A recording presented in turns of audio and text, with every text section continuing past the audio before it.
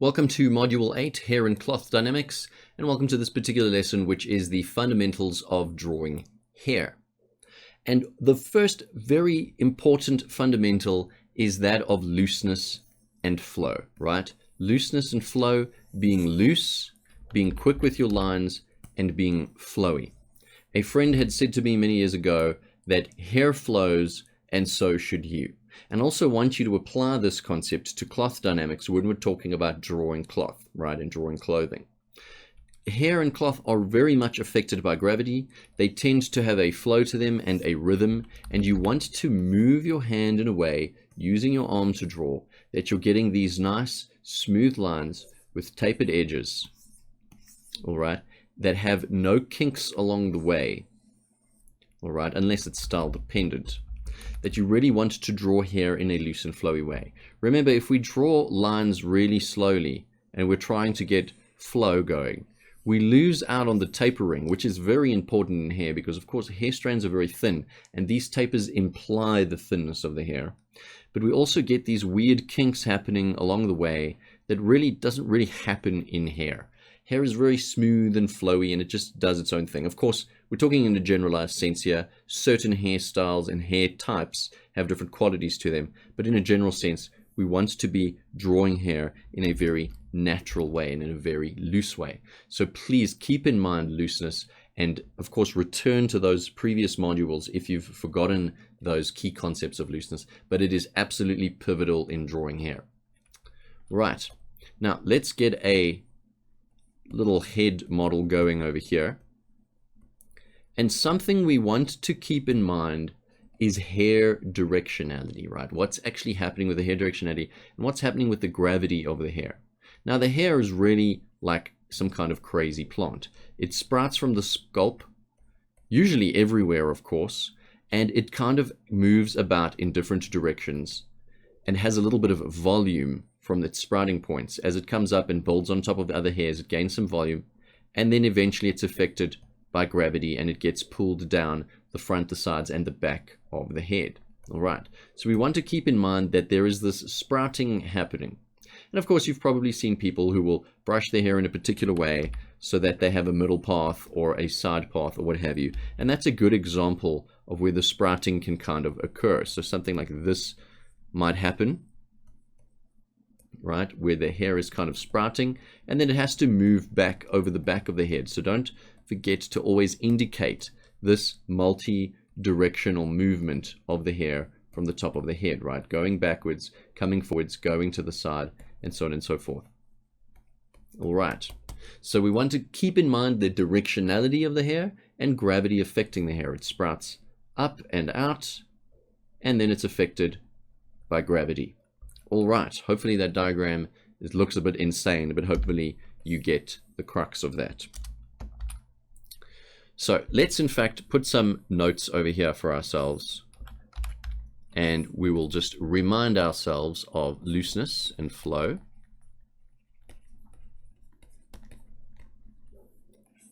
And of course, directionality and gravity. All right. And in this same vein, don't forget about the wind, right, as well as the angle of the character, right, or the angle of their head. These things will, of course, affect the directionality and the way gravity is pulling on the hair. All right. Now, we want to move on to a concept called hair volume, and this is a very quick shortcut, but it's such a useful thing to know. When we have a head, a lot of the time, especially if you're beginning at art or you're quite new to art still, we tend to want to draw hair directly on the scalp here.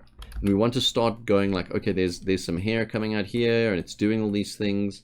But the only time that really happens is when the hair is wet, that it is so close to the skull.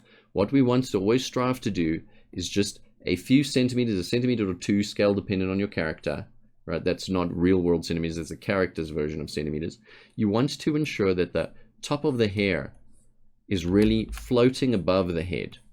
And this gives the hair a more natural look, right? It's showing off the volumes of the hair in the character. Okay. And you can see here how I'm really getting that hair look by being very loose and not trying to overly control the directions of the hair and what's happening with the hair. I have a general idea, but I know that for it to look loose, I have to be loose. So I'm emphasizing again, looseness and flow. All right. So we want to keep in mind hair volume, and we want to draw the hairline just a little bit above the head, right? Hair volume. All right. The fourth thing we want to keep in mind is that we want to begin drawing hair with volumes. I know, okay, let's say masses, right? I don't want to confuse our terminology. We want to begin drawing hair with masses and shapes, okay? And what we mean by this is that we want to make sure that we're thinking in a rough and refined sense in terms of workflow. So if I'm drawing my character here, we'll get another head going here,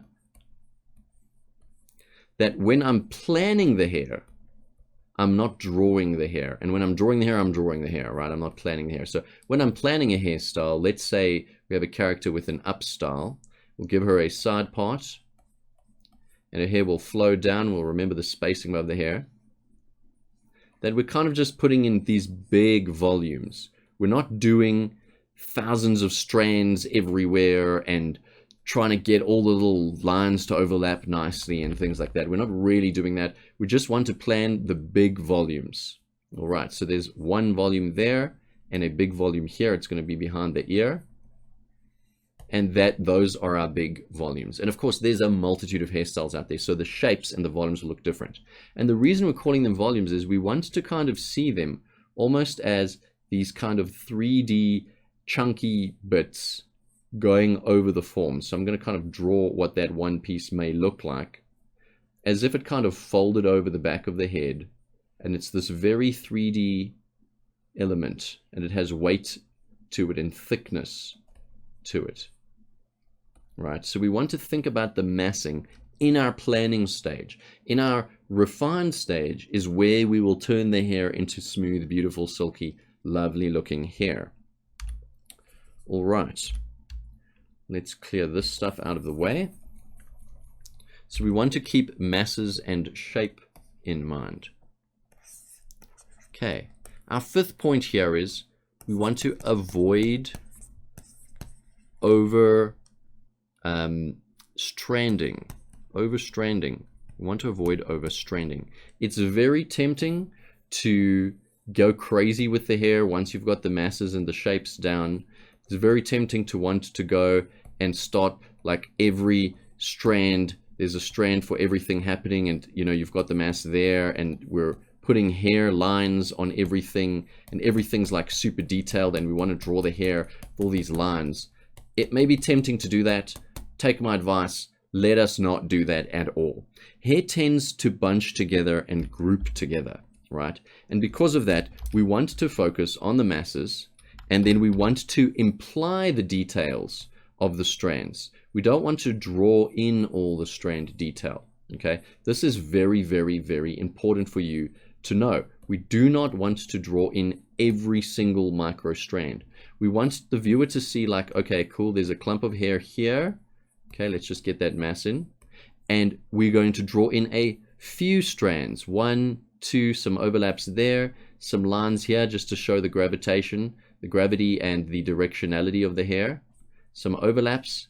And we want to try, when we're in our cleanup, to leave the bulk of the interior of the hair fairly empty, right?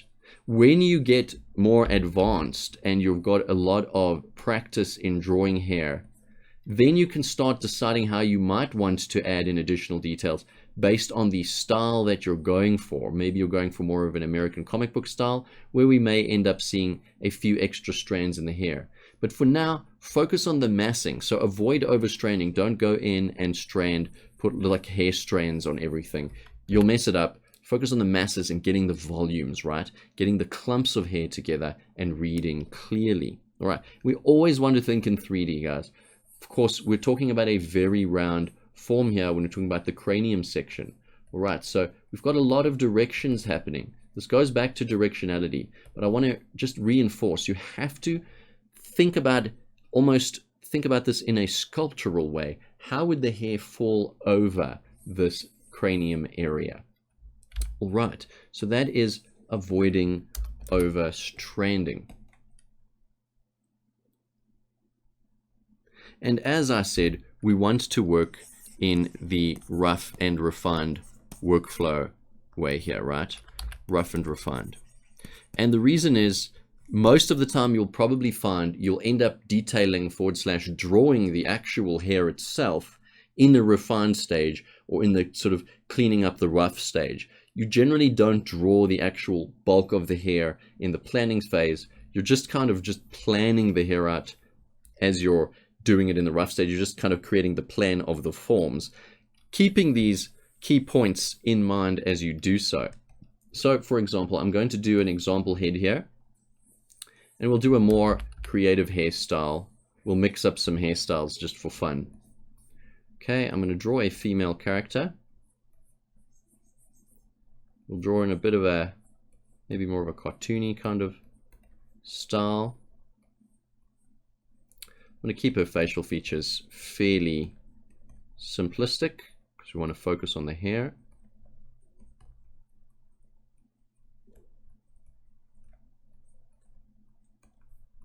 Okay, just give her a slight smile. Let's add a new layer and draw in some hair. So what I want to do here is this is my rough stage. I'm going to come in and kind of plan out maybe some big form here.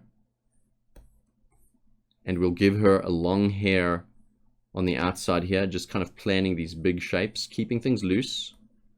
And on the side of her hair, let's give her some plaits, maybe. Giving maybe more of a Viking sort of look. Give her some plaits. And why not also plan in a ponytail coming out the back of her head, maybe not that high, and just plan the mass of that. So this is almost like a big bubble. The volume of this, if we were to volume it out, would be something like that. And the volume here of this would be something like this as it comes down. Right, so we're thinking about the masses and the volumes of the hair. And these little guys are basically little cylinders. So we're always still working with forms in those respects. All right. And now that that plan is done, right, when I come to doing, let's just make this a little bit bigger. When I come to doing the actual hair drawing on top of this, that's when I can start doing the overlaps, the line overlaps, and keeping things very loose. Right, let's just make this slightly bigger. And we're going to move into hair refine stage on her.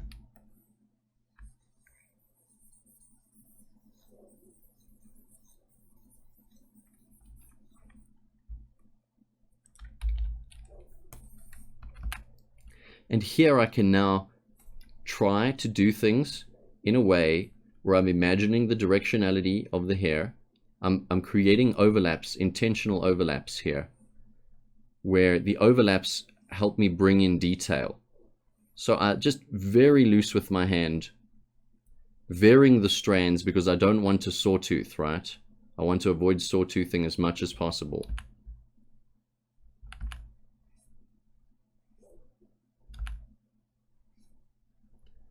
And I can imply some strands, but I want to keep the interior area free of too many hairs. And I can just add things as I go here, right? And these little plait areas will just kind of imply some plait details here. You can see I'm really just putting a bunch of overlapping ovular forms there to give her hair that plaited look.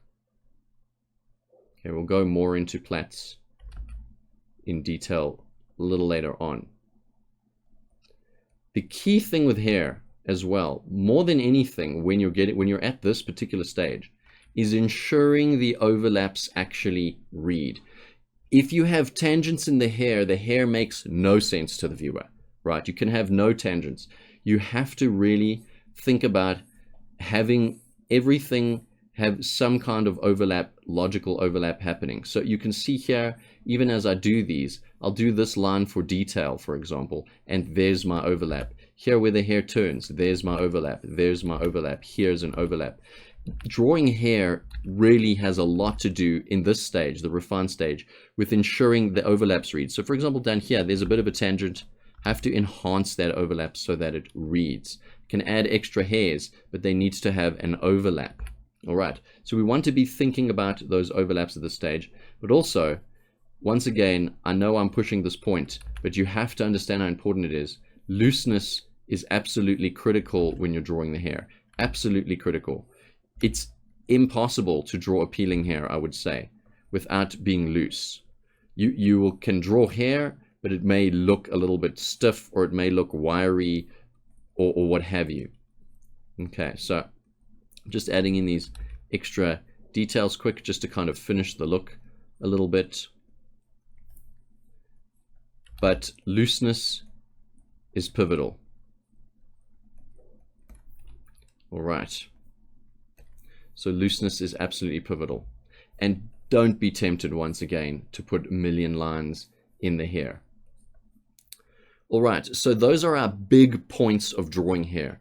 Looseness and flow, directionality and gravity, hair volume, masses and shape, avoiding overstranding, and thinking about the rough and the refined stages when you're planning out the hair. Don't let hair freak you out. I know hair seems massively complicated, but believe me, if you follow these rules, and let me just emphasize this as well, we'll put this as 0.7, especially the overlap rule, right? If you follow these rules, drawing hair is really easy. Okay, it actually is really easy, and you'll enjoy it a lot. You'll see it's quite a lot of fun. We've got a couple more hair videos to go, but these are the core rules. If you strengthen yourself in these foundations, you will draw hair well very quickly. I'll see you in the next lesson.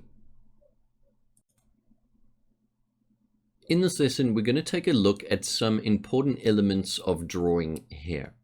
And the first thing we're going to take a look at are types of hair, just some general types of hair. Of course, there's a lot of hairstyles and a lot of ways to do one's hair, short hair and long hair, and this style, gelled styles, and so on. We're going to look at some basic styles and just some core theories about strand types that'll give you a good start to building up your repertoire, and you can really, of course, use reference to try out and draw these multiple hairstyles. The first thing we want to look at is people with wavy hair, where their hair tends to rhythmically move in waves constantly, right? And it's not quite wavy enough to be curly, but there are a lot of waves in their hair. And so the first kind of hair type we want to be conscious of is hair that is very wavy. And in this instance, this is more of a female hairstyle, although of course males can have it as well. A lot of times you will see that this particular look is done with a hair straightener, in adding sort of extra waves into the hairstyle itself. All right, so we've got wavy hair, all right, and we have a rhythmic waves of opposing curves happening throughout the hair.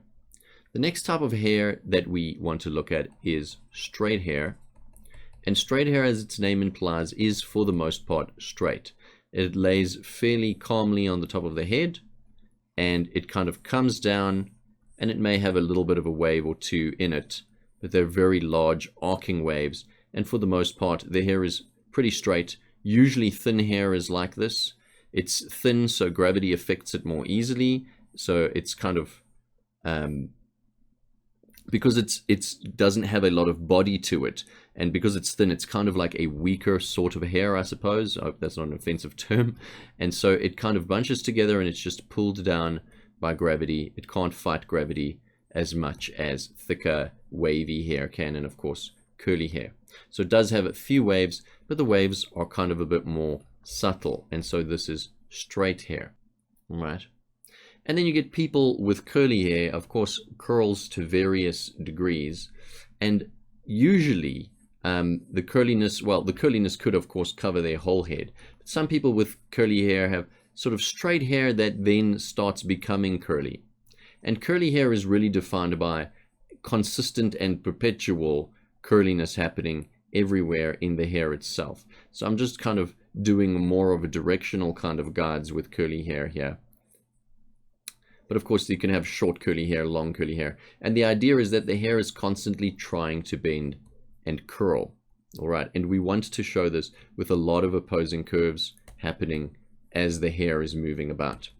And this can go even further into smaller curls, or into hair that is intentionally curled, which usually takes on this type of look to it, where you're seeing this bending and actual looping in the strands of the hair happening. So these would be the curls perhaps coming off a girl's head or what have you. Okay.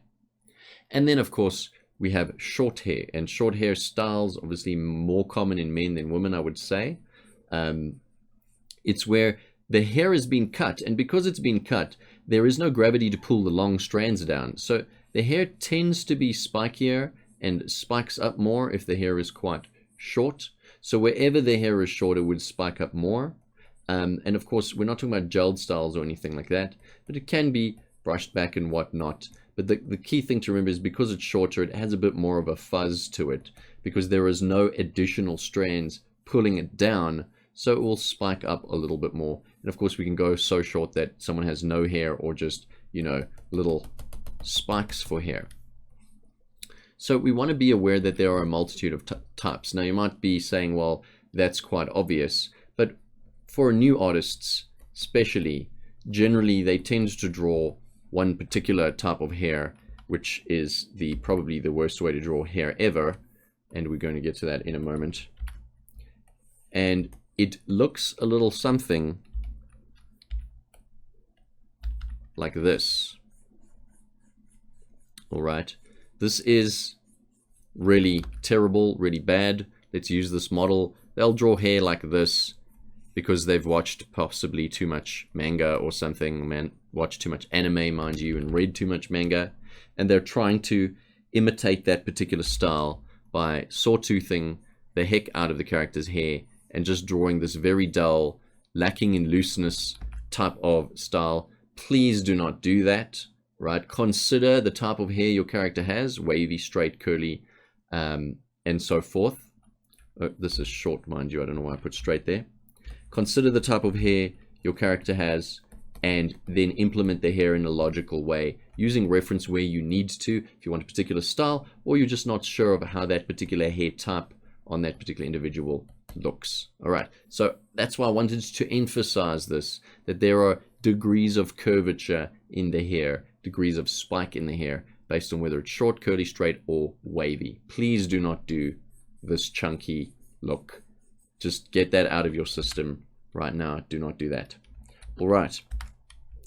Now, moving on, I want to discuss strand types, because the top 4 examples are more about the general curves you will see in the hair, but we also have types of strands when we're building on top of our masses that we want to implement.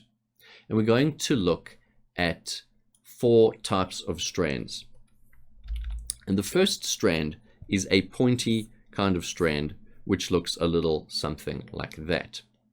And we have another type of strand which looks more like that, and we have this type of strand, and then we have this type of strand.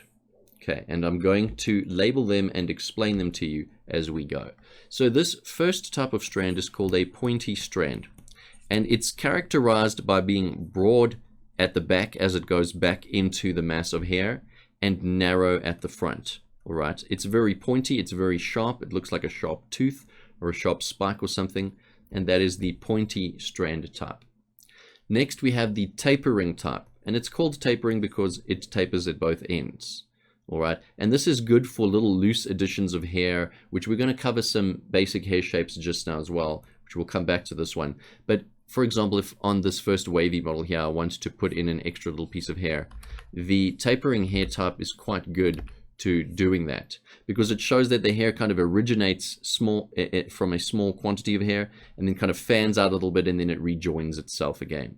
All right, so the second one we have here is tapering. Okay, the third type we have here is a straight strand. Okay, a straight strand, or a straight group, I should say, grouping of the hair. And it's defined by having a curved shape on the one side and a straight, a curve on the one side and a straight on the other. And if you really are into drawing manga, a lot of manga hair is actually defined more by this straight strand or clump shape than it is by the pointy shape, where the character's hair might be quite straight and it comes down with a lot of curves against straights like that. Okay, so there's a lot of curve against straight happening with the straight strand type. Let me just go over these in a different color, just because I feel like all of the red is making things quite hard to see.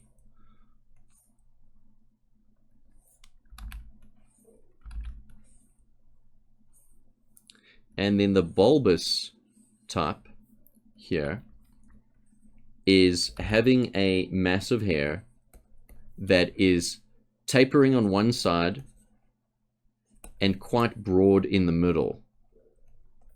All right, before it tapers a little more on the other side. Okay, so it looks like a bulb. Like a bulb from a plant, right? Bulbous. So it's a bulbous type of hair strand / hair clump where it kind of comes out. And these are our very basic strand types. I say strand not in terms of individual strands, but more in terms of the mass strands that you'll end up drawing, because you won't really draw individual hair strands. Well, you might at times. And these are the 4 shapes that we want to start becoming familiar with. It may seem, and I say may, it may seem overly simplistic, but trust me, when you're in the heat of the drawing hair, knowing that you have these 4 tools to work with is very useful. So keep hair types in mind and keep these strand / clump types in mind when you're drawing hair. In the next lesson, we're going to be looking at some basic hair shapes that are kind of like shortcuts, but let's say little foundations that you can build on to get very complex hair designs. So let's move on to the basic hair shapes. In this lesson, we're now going to be taking a look at some basic hair shapes. These are kind of tips and tricks, foundations hair shapes that you can use and tweak to help you build great hairstyles. And the first thing we're going to look at are single line strokes. Now, this is very basic. It really is just a stroke like that or like that. And this is used to indicate untidy hair or hair that is a bit frazzled or fuzzy at points. And you'll see when we get to the demo on top of this girl character here, how that can be used. So the first type we want is a single line stroke for an untidy look, right? We'll have these popping out various places of the hair in the logical flow of the hair, and making the hair look untidy. Okay. The second type of basic hair shape that we want to learn is something that is called a flick.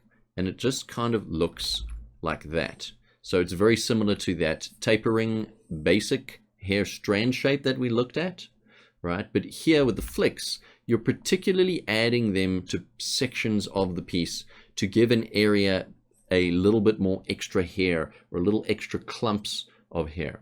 So these are just basically lines, and these are the flicks. All right. And they're quite interesting shapes. They can be straight and a curve. They can both be curves. The important thing is that they taper on both ends so that it appears that they truly are coming out of a section of hair, and they're usually behind. They're usually being overlapped, these particular hairs. Not that they can't overlap themselves, but their origin point is usually being overlapped. All right. And the next type of basic hair shape we have are swoops. It's not really a shape per se, more than something that is happening. But when a character has a mass of hair, let's just do an example here. The character has a mass of hair here. A swoop is usually a piece of hair that comes from one location and goes over and disappears behind another. And it leaves this negative space shape in between here, right? So usually you want a swoop to show that there is a space shape, a negative space shape there, that there is a gap in the hair. And this can be quite fun to do. You wouldn't want to add too many of them, but it's as if the character has additional hairs just going back at different angles, and you can achieve quite a few great styles using this particular technique of swooping the hair over. Another type of swoop you get is the front hair kind of swoop. So I'm just going to call this swoops as well, where the character's head will be here, and then the hair will be swooping over in this kind of fashion. And what's happening is you kind of draw the hair fanning out like this, and it indicates that the hair is kind of moving backwards on the top side, and then it'll usually come around the front again, right? So that we kind of have this 3D area. In a sense, it's kind of a very convex area here where the planes are doing this, right? Before the planes then flick over to the other side and it becomes the top side. So we have those kind of swoops as well. And they're just, another tool for us to use. So we have two types of swoops: the negative space shape swoops where the pieces of hair swoop over, and then of course the swoops usually happening in the fringe area. Let's put this here in the fringe area. And characters, for example, like Rapunzel from Tangled would have this swoop. She has a single swoop at the front of her, I think it's her right side of her head. She has a swoop coming down. And these are also quite common for doing bangs. You see them a lot in comic books and Disney and stuff like that. Okay, so that's the fringe area there. And then our next thing that we want to look at, let's actually just make these guys a little bit smaller. So we want to look at the method, if you want. It's just a little kind of technique that you can learn, and you can of course then elaborate on it later. We want to learn this curly hair strategy, right? This curly hair technique, if you want. Okay, now of course we know curly hair is very curly, and you saw an example of this previously, but this idea that we have the hair kind of rotating in on itself constantly, and you can achieve this effect by making sure that your overlaps, I messed that one up, by making sure that your overlaps read very clearly. Right. So here we've got, let's just think about this, that's going down and around, and that's coming down and around and down again. And it requires you to really think carefully about the overlaps that are happening. I mean, you get square designs too, so you can do a lot with it, as long as you're keeping that overlapping shape looking quite convincing as the hair moves into its next section or its next segment. Right. So we want to learn that basic overlapping shape as well to get curly hair. And usually this type of curl is coming from straighter hair at the top and moving down into this curly hair particular shape.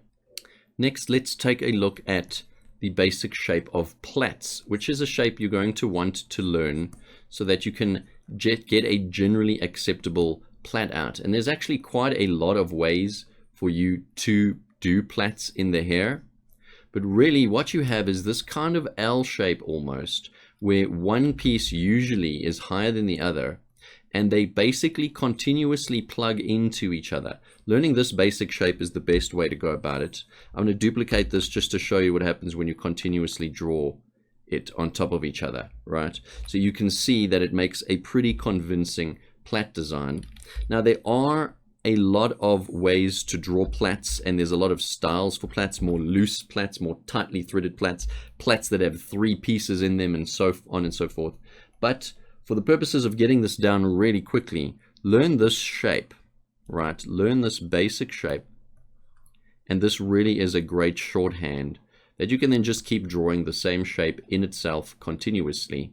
So it's basically these two little angles here, these two little directional shapes, and then you can get peeling plait shapes. But you can also do really free-form type of plaits where you can kind of like start doing overlapping hairs over itself continuously, and you can get a much more loose type of plait look here, and we can even put one in the middle here, and this one can thread through there. So you can do some crazy things, all of it really grounded in overlaps, right? It's all grounded in overlaps at the end of the day.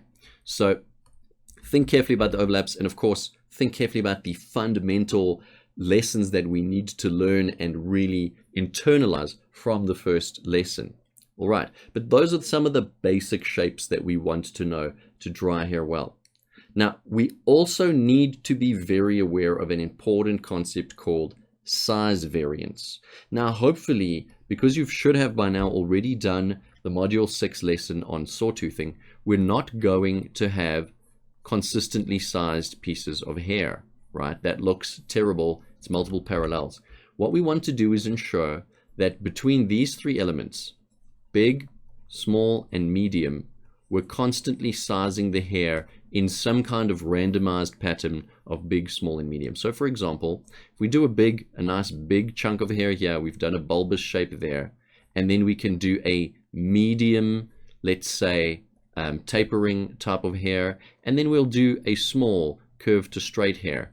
That gives us a very nice randomized look. Now we don't want to follow that pattern again consecutively, because then we're going to have parallels again. But here we might then have a kind of a largish kind of flick type of shape, and then here we can put in a small pointy type of hair there, and this is how we achieve variance in our hair. So size variance is crucial in keeping the hair looking natural, right? We want size variance. Let me just write that down. Size variance. All right. And all the things we're learning so far is really just absolutely distilled and compressed theory for drawing hair that will have you drawing hair, hopefully, ridiculously quickly. That you don't need to do 500 hair studies to learn this stuff, right? You've got all the key theoretical points right here. So just internalize them. It really is actually as straightforward as it seems. But just remember all those key points from Module 1, and I'll emphasize again, looseness. All right, now let's do a demo here.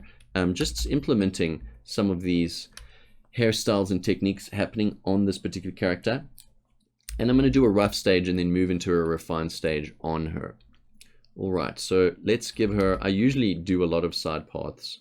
Let's give her a very far down side path. And we'll make her hair kind of long. And I'm just kind of planning my big volumes here. Let's give her a swoop there, the front hair swoop. And just do a big volume there. I'm remembering my spacing above my skull over here, right? I want to get volume there. And I'm going to complete that major volume of hair. So that's one volume. Usually, personally, I do mainly 2 volumes of hair in terms of the big planning volumes. And then the rest I kind of just wing along the way. And here, let's have this hair tucking in behind her ear. And maybe it comes out at a weird angle here. And it flows down and around. Okay, and we'll have some of this hair coming on the neck here. And that's pretty much our second planning volume. Okay, so it's kind of coming out at a weird angle. But we can add to it just now. Now, before we go and clean this up, I want to add some of these theoretical things in. So let's say her hair is kind of frazzled here. I'm going to just add some hair frazzle there by adding these little hairs poking out. You can see it makes her hair look a little untidy, or kind of like she's got a lot of split hairs and things happening. All right, so we've done that. And let's add in a flick here, so that she's got a little piece of hair sticking out just there at the back of the parting. We'll add another flick here.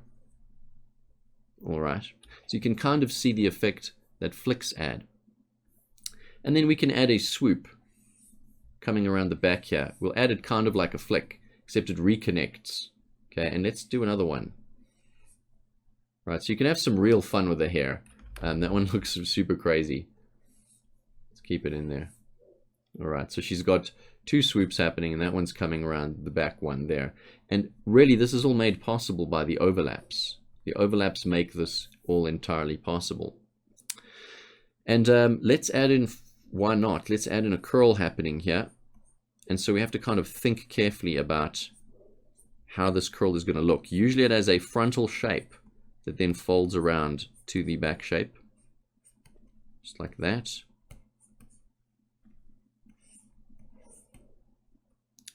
All right, and let's also give her a plait, why don't we? So when I'm planning plaits personally, I like to bring a strand out and then build the plait on top of that strand. Right, I'm not going to go into heavy detail on this. We're going to build that shape up just like that, right? And then do the next version of it and out, and the next version of it and out, and the next version of it and out. All right, and so on and so forth until we build the entire shape out. I'm going to rough it in here quickly.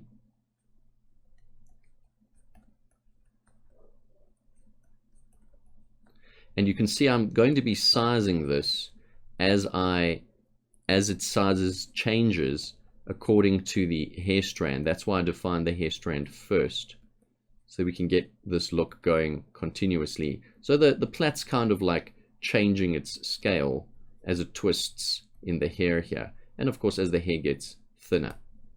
All right, and so she's got some really whack hairstyle going on here right now, but hopefully you're getting the feeling. And let's actually add a straight hair type of piece into her hair there as well.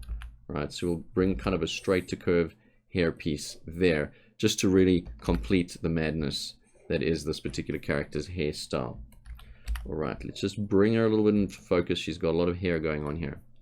All right, and so a lot of this stuff that we've done, all these details here, these basic hair shapes, I would usually do in the refined stage, and just really being loose and flowy and doing it until it's right, until it works, with only the base planning done. All right, I wouldn't really do a lot of these details in the planning stage. All right, but nevertheless, we're going to now refine these hair elements a little bit.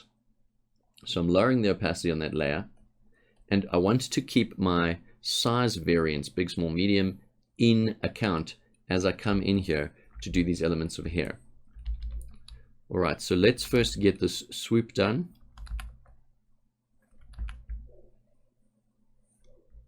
All right, quite a wavy piece of hair. And here I'm going to start adding overlaps, but as I do this, I know that I want some size variance as I'm building up the mass of hair here. Right, so there we've gone, and that actually looks kind of parallel. We've kind of got medium, small, and let's make this one really big and bring it back into a small. All right, and here we're going to show just some of those inner strands of that hair section, and then create a nice overlap here as the hair rejoins. It doesn't even have to touch. All right, and what am I seeing? I'm kind of losing my vision here of the hair because of this random headline. So I'm just erasing that. All right. And then these hair areas that are coming back here from the back of the head, I wanted it to be clear to the viewer that the hair is moving around, right? It's moving around the head. So the way that the hair strands come out of the parting indicate the three-dimensionality of the head. Let me just correct this a little bit. So we'll have that doing that. This is doing that. And here we will want this to come around the front and the side. And note how I'm intentionally adding overlaps to get that hair vibe going. All right. It's crucial. The overlaps are absolutely crucial.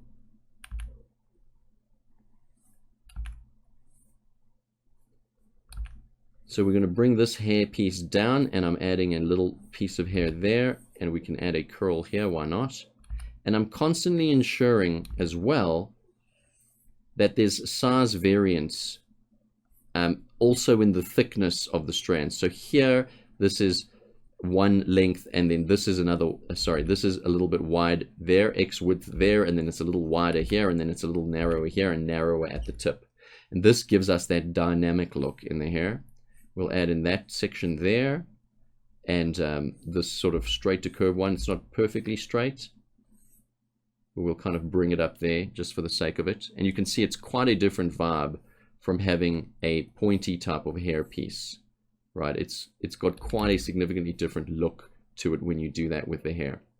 We can add these errant hairs, or these line hairs coming out. Put that flick there in her hair. Another line hair. It makes her hair look a bit messy.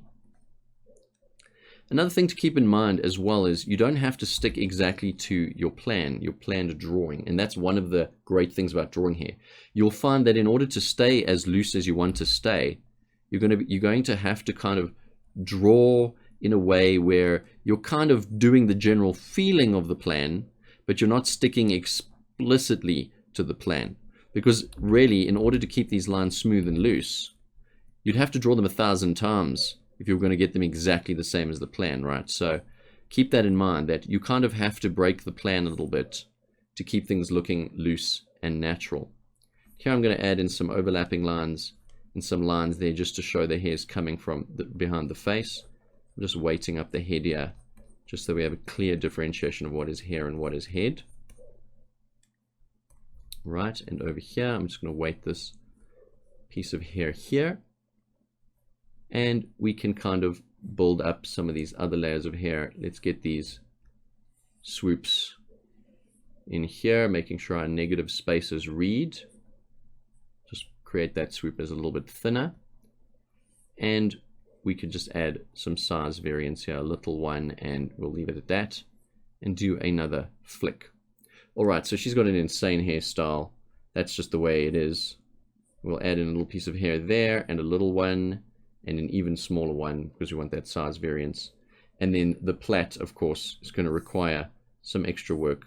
Let's just get down into it, and we'll come in here and really just detail out all of these elements of her plait. This is a very tight plait, so it looks quite square-ish a lot of the time.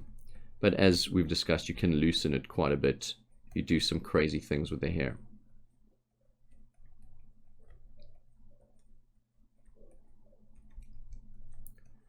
So as always, as we are realist artists, we are inspired by the world and the things around us. So keep that in mind, particularly with hair. There are constantly changing and evolving hairstyles out there. And if you really want to get into doing some crazy hairstyles, you need to research what is happening in the world of hairstyling. I can say, though, it's going to be a good idea for you to get used to, sorry, not to get used to, it's going to be a good idea for you to actually pick a few base hairstyles to go with, right? Pick a few base hairstyles and work on those hairstyles and kind of get them down to looking relatively correct. And then you can also build on those hairstyles. So here we go. We have an example of a girl with insanely crazy, multiple different things happening. This is the lesson on basic hair shapes, and I will see you in the next lesson. We're now going to do some hair drawing demos on these three heads. I've gone for a little bit more of a realistic style just in terms of the proportions.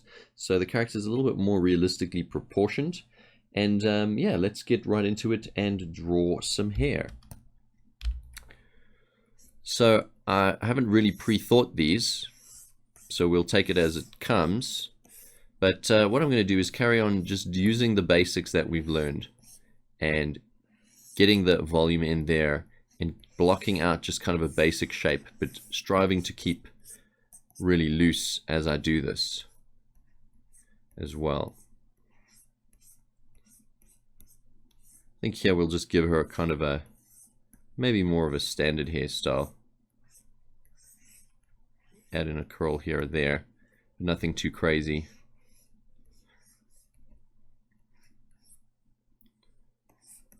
And I'm just kind of, this is more planning, so it's more sketchy, and I'm really working in that rough and refined type of mindset here. So I'm not really afraid to get messy, as you've no doubt seen throughout the course. And I've also done it for your sakes as well, that you don't feel like you're seeing the instructor draw these beautiful, perfect pieces of art that you will never be able to achieve, but rather that, you know, I've kept things loose and messy so that you can also be loose and messy.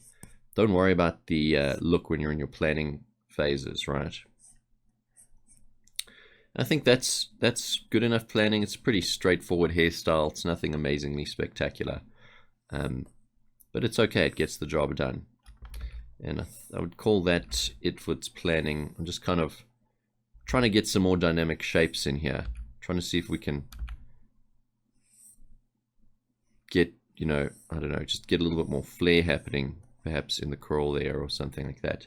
Just so that the shape looks more interesting, right? We always want to kind of avoid those parallels wherever possible. And actually, let's have some hair coming past the neck here. That'll look cool. And sort of a little flick coming out there. And I'm just helping myself see the hair direction there. Right, and that would be probably the planning for that hairstyle. That went faster than I anticipated. That's okay. I'm just going to make it really light here, and I will draw on top of it. I think we're going to go in, zoom in a little bit more here on this one. Not too much. And now we'll do the clean drawing, where we're really striving to get the lines down in one go. I may have mentioned this already, but if you're working on paper, you'll want to do a refined rough of this before you move to inking, because of course with ink, if you mess up, it's over already. And so what I'm kind of doing here is I'm selectively picking points to draw from. I'm picking points where I'm actively planning to create line overlaps. So as I draw out these lines and I move fairly quickly with my hand, I'm actually going to erase the headline here. It's a little bit dark. I'm going to just make it lighter so it doesn't look like it's part of the hair. Alright, carrying on, I'm just going to imply more volumes here by just adding overlapping line coming off that section. And I want to see if I can do something crazy with this line here. Just make it look a little bit more, I don't know, perhaps it's coming up the back of the hair section or something like that. No, I don't know if that's going to work. Alright, I'll pick this one up here. Make sure the overlap reads clearly. And you see how I can't really state a plan if I'm going to be moving this quickly. So I kind of try to keep the general idea of what I had. But I have to move very fast in order to keep the flow of the line in. And there I kind of just implied some of those some of the hair volumes there. I kind of just grouped it all together almost. All right, and over here I think we could do with an overlap. I think in the next demo I'll make the background here, the planning here, just a little bit lighter. It just seems a tad too dark to me here. And I'll just bring out some more hair there. We can just imply some of the hair strands happening back there, and I'm just going to darken the face here just so that it's clear, and also darken this overlap as the hair sweeps over the head here. All right, but a lot of the refined step really, as you can see, is kind of doing things as loosely as you possibly can, so that you're really getting that flow, right? The flowiness of the hair down. I think here I can play with the shape a little bit. We're going to kind of go in and around, maybe something like that. It's a little bit straighter. So the other side's angle is that, and this side's angle might be a little bit more flat. Can add more volume, but we'll keep that flat theme going. And I'm adding overlaps.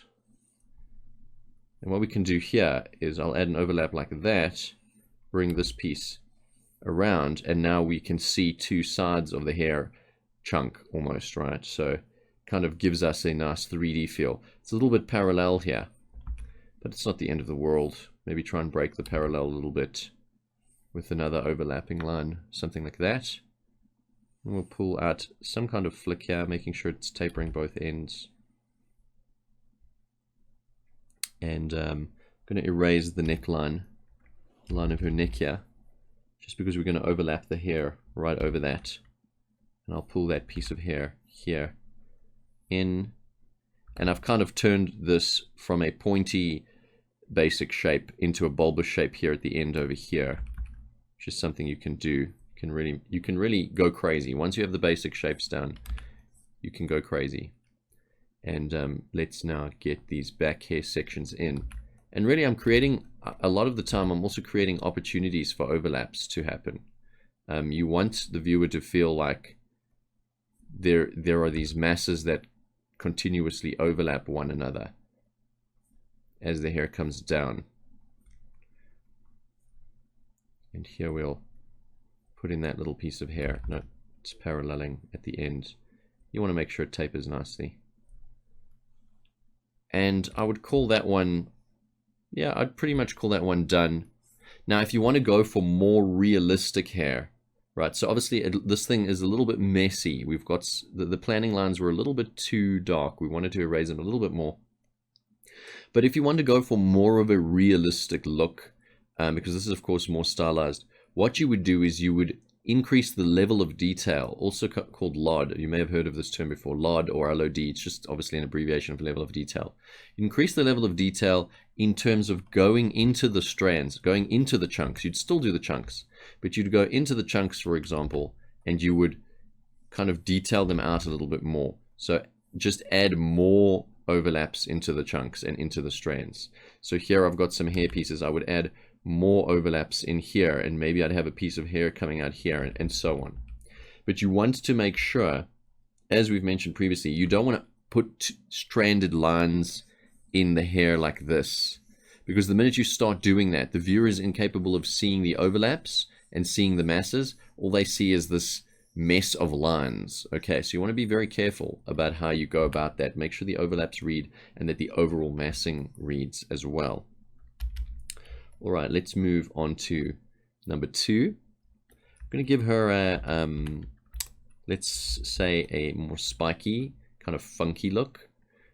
So I think I'm going to, usually I try to imagine where the hair might be sprouting from. And I think perhaps for myself, it's habit to start on the right or the left-hand side of the face with a parting there. But you can start anywhere, really. They could have some kind of parting in the middle, or the hair could start sprouting from the middle of the hair, or anywhere really. I mean, obviously it's sprouting from a bunch of places. So here I'm being careful because these two, this one and this one, are really similarly sized. So in the third one I made it quite thin, and here I'm going to strand that a little bit. I want to get some volume happening up here. So just kind of planning out the general shape. She's kind of got a bit of crazy hair going on. Let's have some gravity pulling some of her hair there. And I think going with this trend of the hair kind of flicking to the right a little bit, and then over here we'll have it kind of coming down into its own shape. So we're using a lot of that bulbous shape really to shape the hair here. And because her hair is short, she's going to have a bit more of a spiky vibe going on. And when you're doing these types of hairstyles, really you have to be careful to vary the weighting. Like here I'm trying to think, like, what shape could I plug in that would make sense in this section here, which I'm kind of feeling like I'm not sure exactly what I should put there, considering all of these hairs are coming out like that. That seems okay.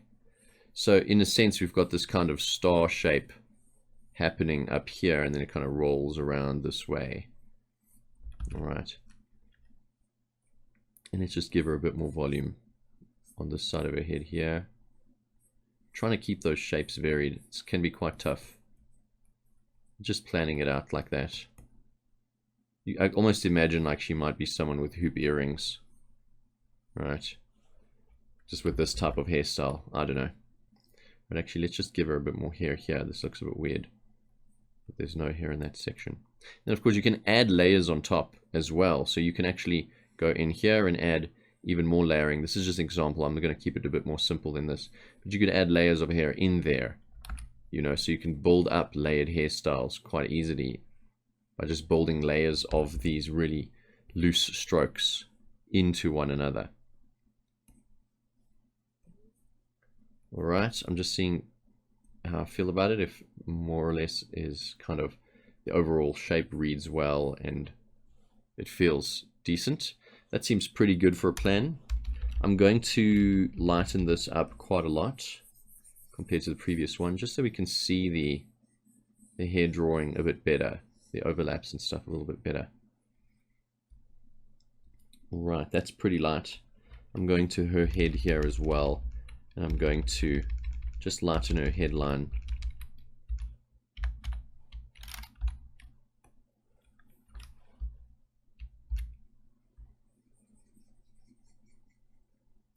right. Just lighten it so that we can get a nice clear view of the hair on top.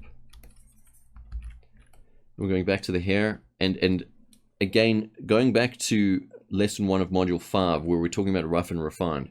You want to have a mindset shift. You know, rough, you're planning. Refined, you're being creative and loose and free and really just building on what you have done before, right? So you're kind of decorating in a sense. So think about that mindset shift and get into that zone, if you will, as you're doing this. As you can see here, I definitely don't stick to plan, although I think I may need to be not more closer to the plan here, but at least more aware of the directions that I'm going. I don't want to break the directionality that I've already established in these hair pieces. And as you're doing this, you will find that actually drawing hair is can be pretty fast. It really can be a pretty fast process, especially this stage, because, you know, when I'm placing a particular line down, it's finished, right? It's done for good. I don't have to go and do crazy texturing on it or super dimensionality on it, you know, and do crazy forms and do like really complex things. Once it's down, it's kind of down. I'm going to make this piece of hair look a little bit more fluffy.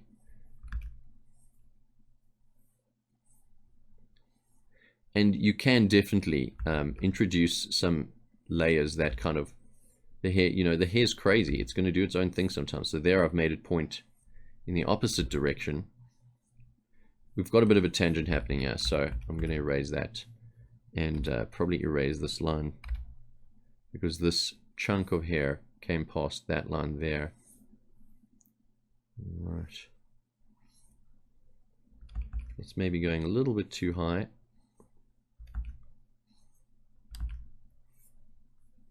I can add some little bits in here if I want to.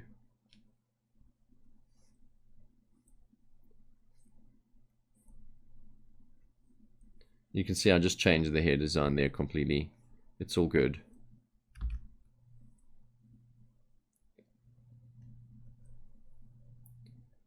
Alright, and we can just imply some of the roots, this section here. And let's get these sections in.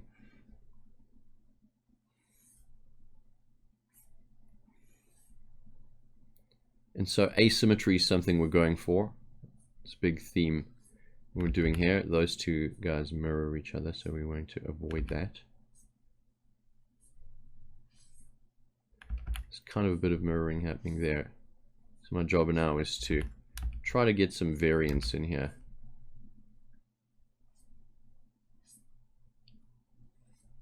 And you can build overlaps quite easily by simply just overlapping the lines. So if I need some kind of variance here, I can just introduce an overlap into this section. So for example, I can just pull out an overlap here, for example, and it suddenly makes the whole shape look significantly different. Okay, this is really a crazy hairstyle. He's really got some crazy hair going on here.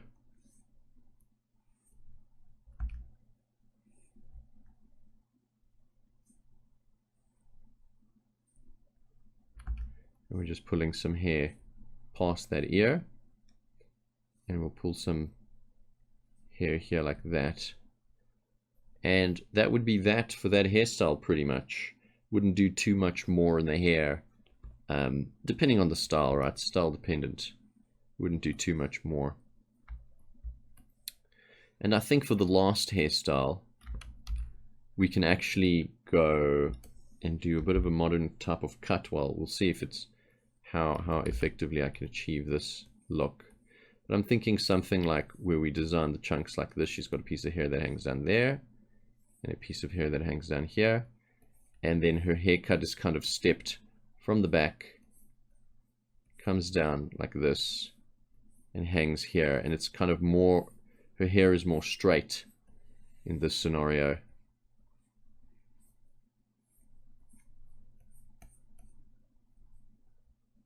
And she's got bangs basically coming off the front of her hair. Yeah, but they're a straight cut. I've seen this cut this type of cut around. Just trying to get the basics of it in. Just have to think about that roundness, the roundness of the form, of the cranium. Maybe put a little hair there, just give it some diversity, and we can in fact cover this whole ear with a hair. So I'm going to erase the ear out, lighten that headline once again. I'll take her whole ear out. Alright, and we just want to rough in the basic shapes. So she's got this piece of hair here, and we can just add a couple of hairs like that. I want to keep this kind of flat, as if it's been cut to be very flat and very straight, should I say. And we can just add a little bit of pizzazz to that section there. Length looks weird. We'll keep that one, it's fine.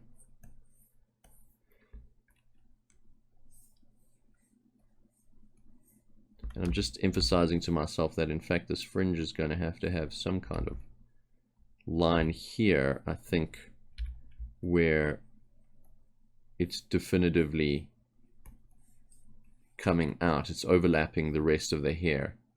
This sort of bang section almost. Alright, let's just erase that. This kind of stepping happening here. And work in enough detail that you're confident that there is enough information for you to draw on top of in terms of the hair, right? So you want to make sure there's enough information for you to utilize when you're wanting to draw on top. I think this angle of the head there looks a little strange. I'll just keep it a bit more round here. Possibly have another hair coming out like that. It's a little bit messy, but it's okay.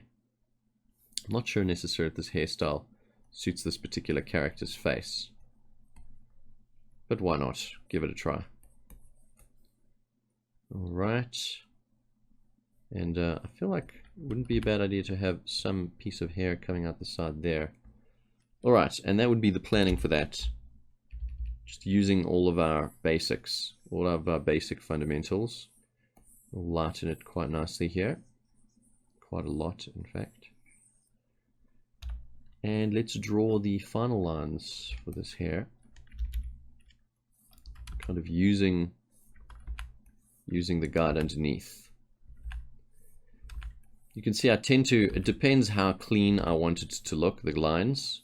I may undo quite a lot or just a little. And this particular shape here is quite nice. It's very indicative of more straight hair.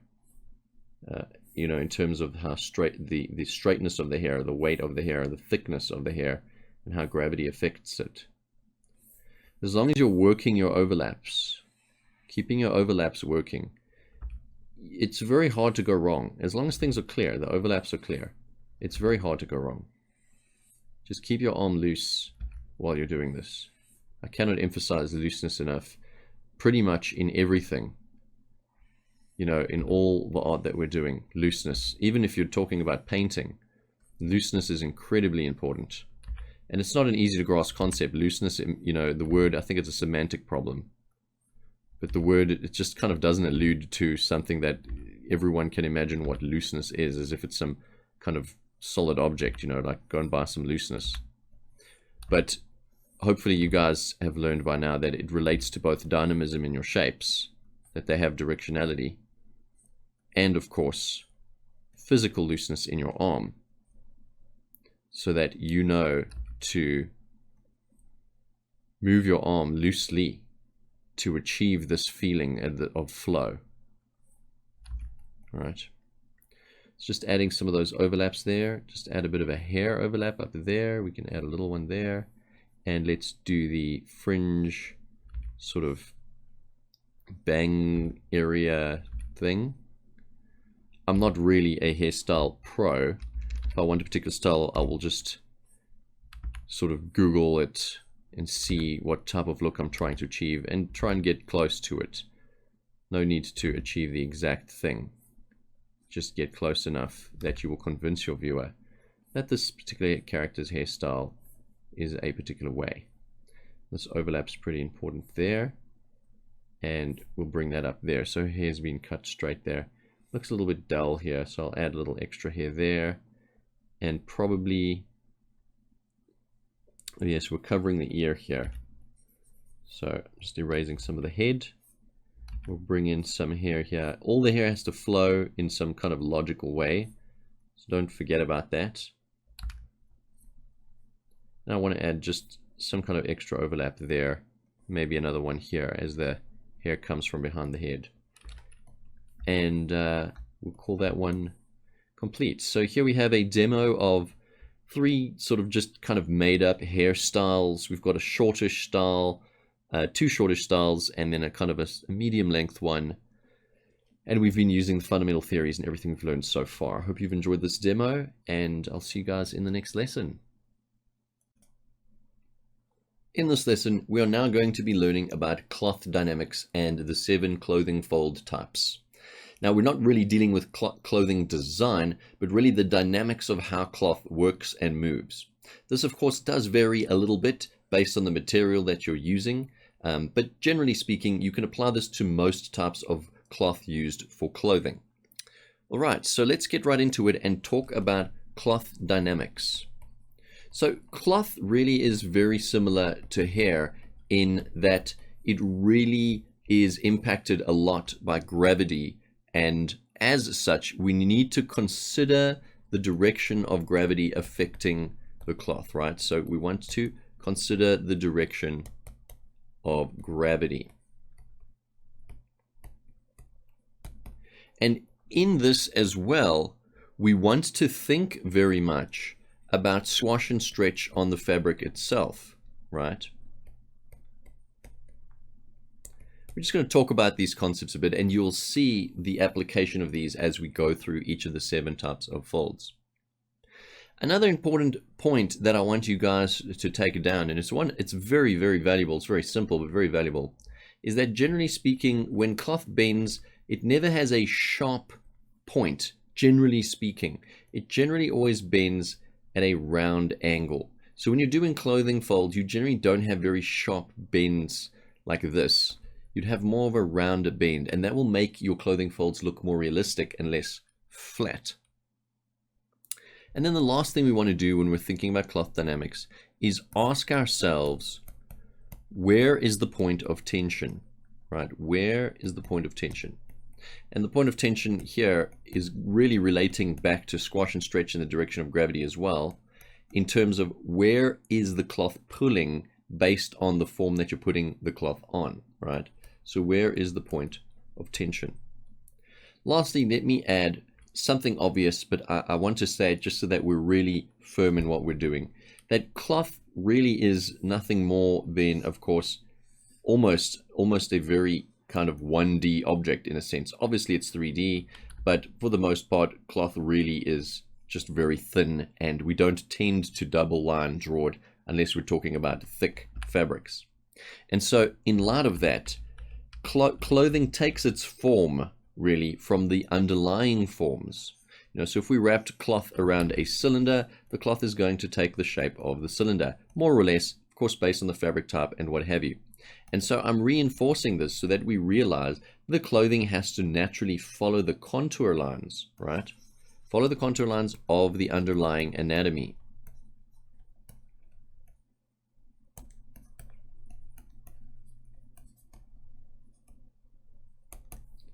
Okay, so we want to keep that in mind.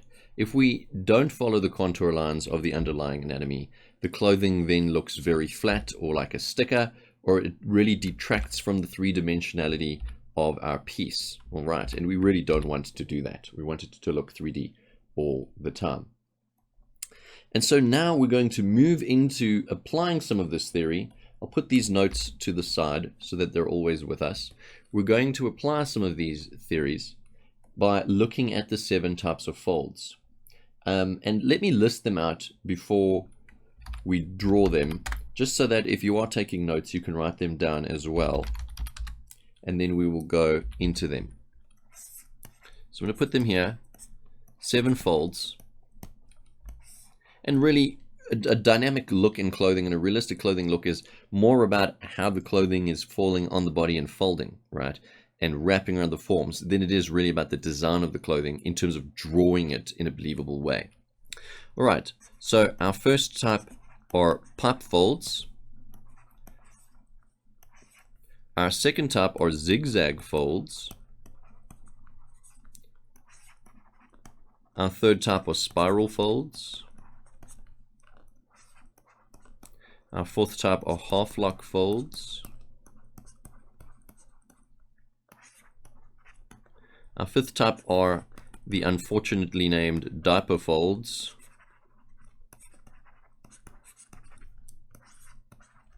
Our sixth type are drop folds. And our last type are inert folds, right? Inert meaning inactive or not really moving. Okay, so inert folds. Right, so let's get into it, and we're going to start drawing out our folds. We're going to start with pipe folds. So pipe folds really occur when the fabric is being draped usually at quite a length. So a good example is thinking about curtains. And when the fabric is draped, thinking about that gravity direction, fabric is draped, and let's keep it simple for now. We won't put any pipe folds in here, right? Assuming this is a curtain type of draping, right? These are the points of tension here, and I will continuously draw in points of tension as we're doing this so we get a good idea. Gravity will pull down, and what will happen is the fabric will start, based on the points of tension, it will start coming down into these pipe shapes, right? And taking on a very cylindrical form as this is occurring. And it will rhythmically move in and out. Obviously in art we will want to vary what is occurring there a little bit. In terms of the rhythm, we wouldn't want them to be all exactly the same. And so here we get our pipe folds that follow the contour really of a cylinder, in and out and in and out and in and out consecutively. And oh, I see this one goes in twice. Not impossible. And out and in and out. And this is essentially a pipe fold. And it's named like that obviously because it is somewhat like a pipe. So long dresses, for example, will take on the look of a pipe fold. Let's bring a dress design down here, and I'm kind of keeping that looseness and that flowiness that I have when I'm drawing hair and that we want to have when we're drawing hair. Let me just draw that ellipse more at a normal angle. And I'll plan out the basic shape of the clothing, and then I will insert the pipe folds by creating my waves as we go. I can even add one here on the outside with an overlap, and then bring in these lines up. And it's all about the overlap here again, just like it is in here, and therefore achieving our pipe fold look in this type of cloth. Thinner types of cloth tend to pipe fold more easily. Well, I say thinner, but also heavier, because they'll want to tend to pipe fold. But generally, you're looking at longer cloth that tends to pipe fold as gravity is pulling down and the fabric gets heavier. So this essentially are our pipe folds here. All right. And you will see this commonly on long pieces of fabric, curtains, long dresses, and generally materials that are quite long. All right, so those are our pipe folds. Let's move on to zigzag folds.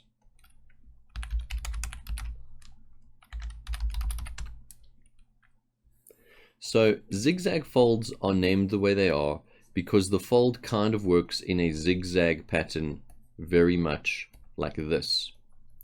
Now, where you would use these types of folds, and you'll see as we get into some demos here, is generally at the ends of sleeves, long sleeves as they come down to the wrist area. You may also want to use them where fabric's compressing, like pants compressing down against shoes, for example. and anywhere you feel that the fabric would be compressing in such a way as to create this effect, right? It's sort of a medium amount of compression would cause a zigzag effect. So what happens is you start having the folds kind of poking out like this, and note how they don't mirror each other, right? So we're not doing zigzag folds like this, where they kind of sawtoothing mirroring each other. And we will then want to kind of connect the fabric in a way that we're showing overlapping lines as the fabric is compressing. So this is a zigzag type of fold because maybe the fabric is compressing down here. Also the knees, sometimes the knees on certain pants will compress. So let's do some examples to show an example of this. Let's say I'm drawing a sports jacket. This would be the wrist section. And the players pulled the sleeves just past the wrist, sort of to the middle of the forearm, for example. So I want to show the compression of that fabric occurring. And so I'm going to come in here and I'm going to zigzag the sleeves a little bit.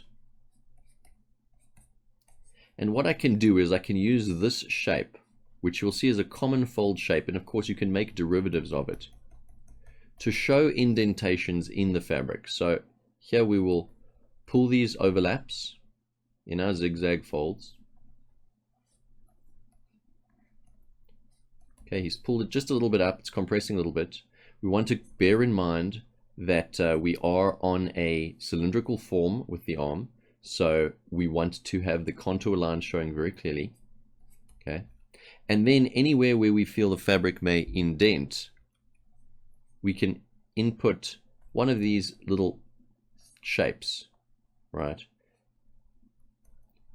where it's kind of a shadow, and you can really just vary them and do whatever you like with them. Usually it's drawn where the shape doesn't just simply close, but it overlaps one of its own lines there, right?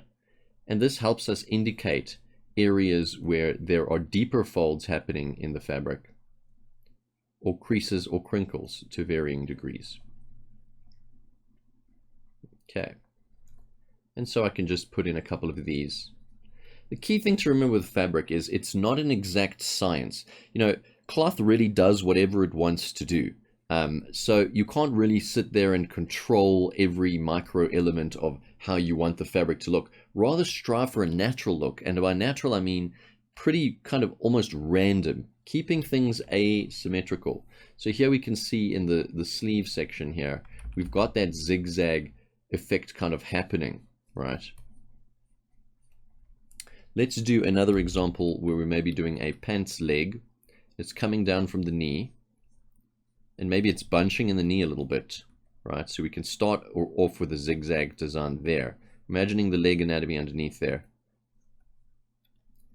And it comes down, and as we get to the shoe, we can start putting in some of these zigzag shapes for the compression as the pants compress on top of a shoe. Let's just make this a little bit smaller.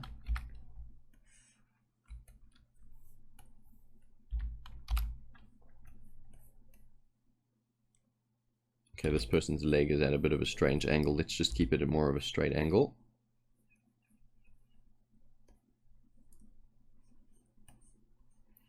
And this would be the front of their shoe down here. Just kind of roughing that in. And so the pants are compressing, they're wrapping around, and we have the zigzag pattern showing the compression happening. So once again, we're emphasizing our overlaps. We're making sure we've got a zigzag type of look in there. And usually the pants, depends how baggy the pants are, we could have some really nice deep little shadows occurring as the pants get this zigzag effect happening in them.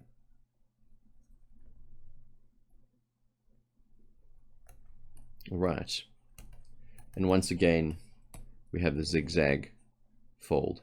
So this is a type of fold that occurs once again on sort of pants, jeans, areas where we've kind of got medium compression, right, where there is a medium amount of compression happening. And I would contrast that with the spiral folds, which we'll look at next, where you have a lot of compression happening on the fabric, and so the fabric takes on a little bit more of a spiral look, as we will see.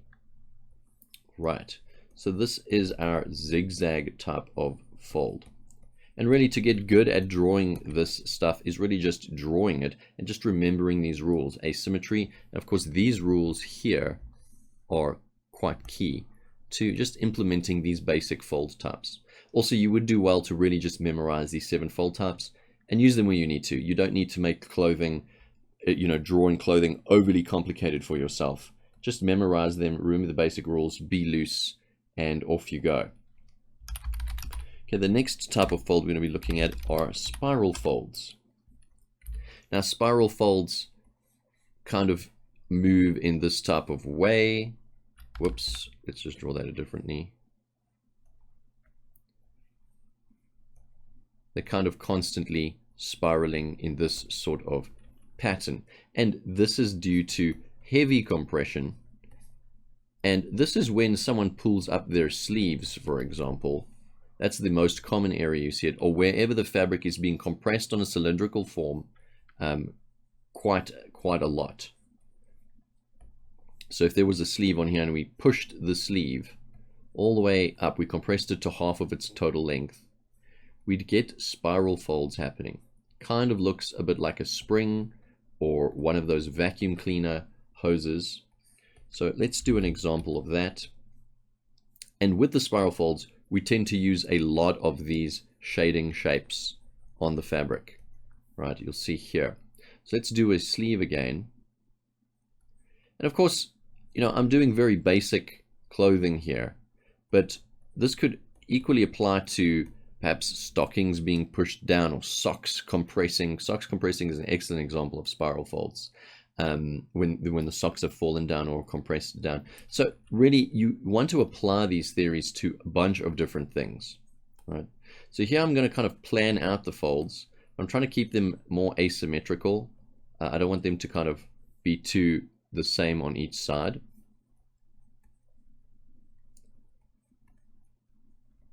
And I also want to leave room to have some actual clothing lines in there, so it doesn't look so robotic, as if it was designed to be in this spirally kind of way. And maybe as it moves up to the shoulder, let's just say the cloth moves up to the shoulder here, we put some overlaps in to show the cloth overlapping over itself. Maybe the spiral folds will kind of come to an end, right? So we're really compressing the fabric here, and we're contouring the lines.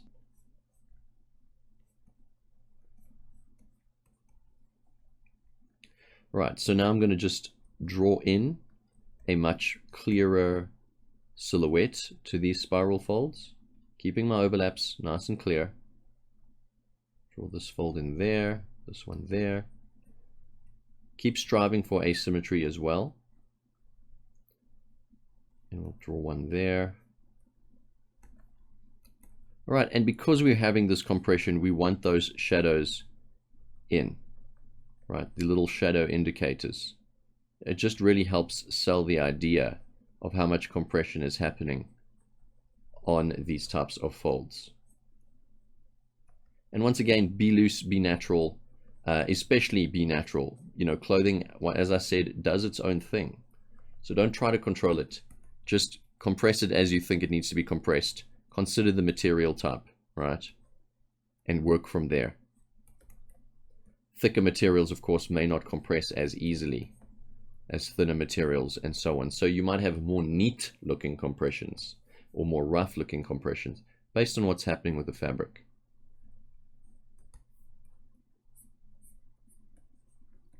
All right, and so here we see our spiral fold, typical marks of a spiral fold. A lot of compression and a lot of these little bumped edges occurring as we move through the spiral as it rotates, and of course a lot of these shadow shapes in here as well. So those are our spiral folds. All right. I do hope you're taking notes as we go through this. It would be very useful for you. Let's take a look at half-lock folds now.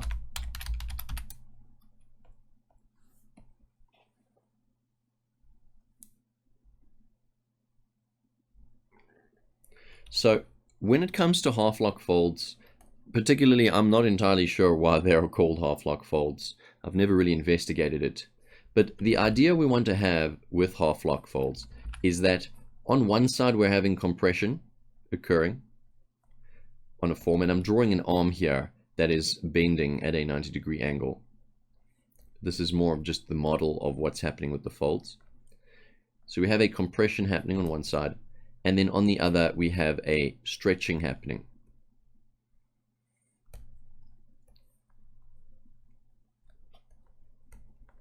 And because of this, we get a lot of tight folds occurring at the point of tension here, where the fabric is pulling in at this point over here, causing these fold lines to appear that we see on the inside here by our point of compression.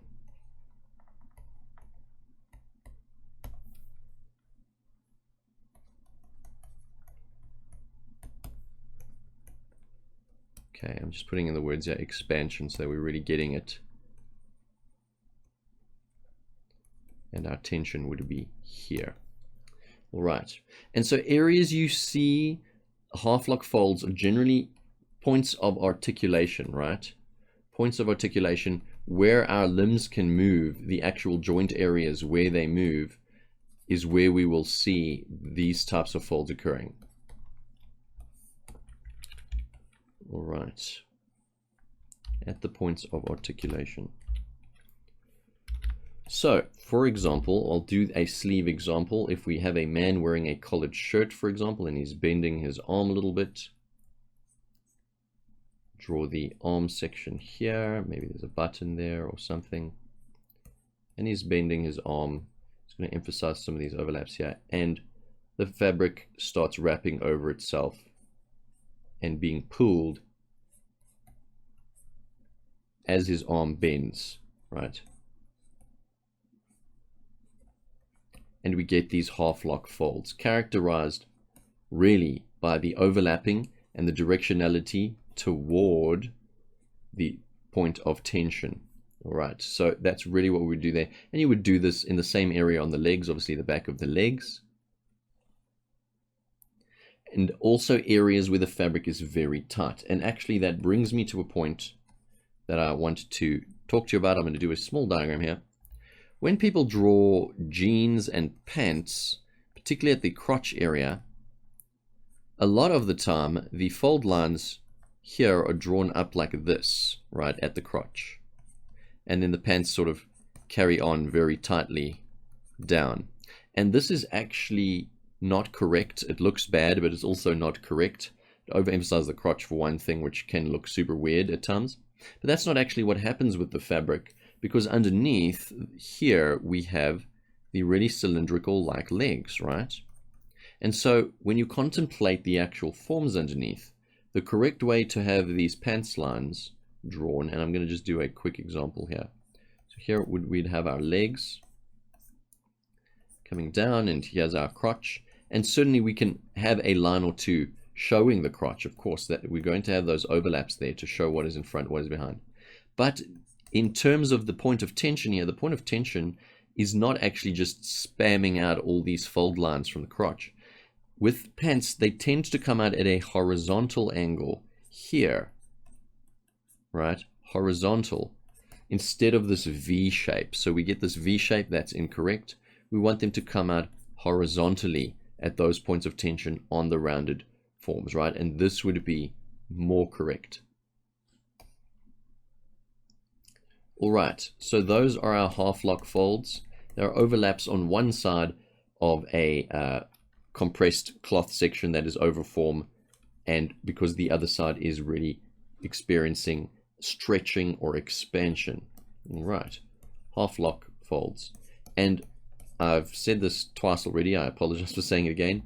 Looseness, guys. You've got to be loose and you've got to be natural. You can't control exactly what it's going to look like. I know it may seem like I'm having, you know, extreme or supreme control over what I'm drawing here, but really I'm kind of guesstimating and letting the lines kind of go where they want to go so that it looks natural, because I'm drawing it in a way that is natural. Okay, so let's keep that in mind. Looseness, looseness, looseness. I'll try not to say it again. All right, let's move on. The next type of fold, a very easy kind of fold, diaper folds, poor fold name there. All right, so with diaper folds, when a piece of fabric is suspended at 2 points, this is usually when it happens, and I can show you actually some cool examples where you might do this type of fold. Let's assume this is a square piece of fabric, right? So gravity's pulling down, and we're very aware of it, and we're thinking about gravity, right, pulling down on that. The 2 points of tension here cause the fabric, of course, to stretch a little bit there, which we can indicate with some lines. And then as it comes down into the middle, it causes a C curve to occur. So I'm going to draw in some of these C curves, and there you have a diaper fold, a very realistic looking fold in the cloth, right? Because the center of gravity comes down here, the biggest weight, right? Center of gravity comes down here, and so we get this C-shaped curve happening in the middle of the cloth.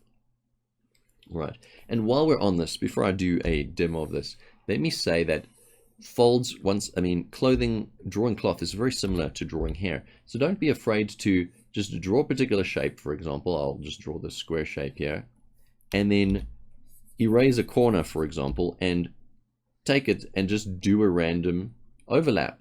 And boom, we've just controlled the cloth's overlap, right? So now suddenly looks like we've got a piece of cloth wrapping there, and we can do the same here as well. We're just going to draw a shape like that, and now we're controlling the cloth.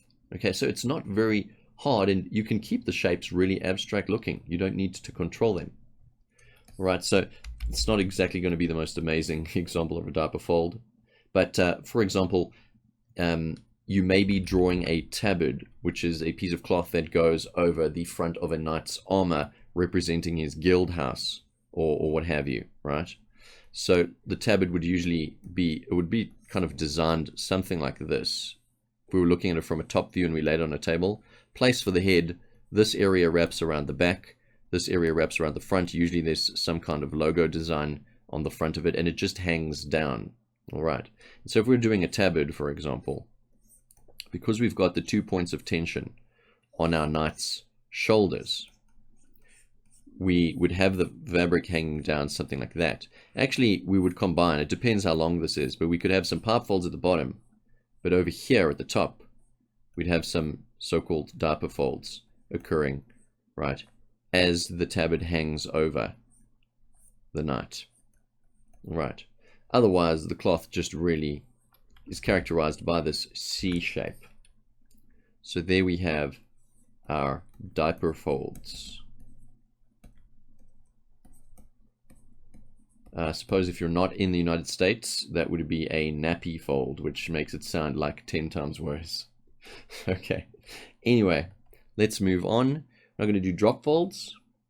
It's probably the easier form of diaper folds, drop folds. And with drop folds, we have a single point of tension. Kind of imagine if you were hanging your towel on the hook, or on a hook in the bathroom. And so our cloth kind of comes down, and this ton of bunches at the bottom. It may even pipe fold at the bottom. And what we have is the drop folds coming down here, these tension lines showing that there's a lot of tension at this point of tension here, this hook area where the cloth is draped from. Now you could use this for all sorts of different things. You know, perhaps this is a character and it's a, you know, some kind of embroidery in her hair, some kind of cloth in her hair hanging down, for example. But what characterizes it is that we have these lines here coming down from the point of tension, and then the cloth hanging down and overlapping itself, right? So these are drop folds. Let's do a cloth, for example, a towel, for example. Just pretend we've got a towel hanging over a hook. I'll draw this one a little bit more detailed. But really, all of the skill in drawing clothing is just very much weighted towards, are you just contemplating your overlaps properly, right? So the hook is under there. We'll put a little shadow line there, that little shadow shape, to show that our kind of towel is holding there. And we'll have some lines here. Just put some shading in there. We don't need to worry too much about shading. And have it coming down, and we'll overlap another piece here of towel, have that coming up, and maybe it wraps in a bit, comes around, Have that going there, there, and, you know, bada bing, bada boom. We've got our towel on a hook in the bathroom pretty much nailed down. Right. So that really is our drop fold. Okay.